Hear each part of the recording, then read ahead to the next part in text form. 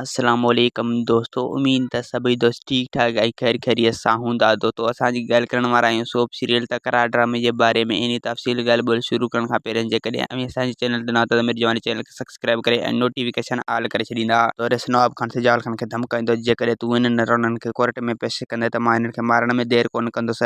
ऐं सिजाल खान नवाब खान खे ईअं चवंदो जेको तोखे करिणो आहे उहो करे वठ, मां इन्हनि खे ज़रूरु कोर्ट में पेश कंदुसि। ऐं ॿिए पासे भावल खान ऐं बख्शल खे मारण जी कोशिशि कंदा पर बख्शल शेरली जो साथ वठंदो ऐं उहे शेरली जो सहारो वठंदो ऐं शेरली सां ॻाल्हाईंदो जेकॾहिं तूं इनखे मारींदो त मां तोखे मारे छॾींदुसि। ऐं बख़्त शेरली खे धमकाईंदो त तूं बख्शल असांजे हवाले कर त तुंहिंजी इन में भलाई थींदी।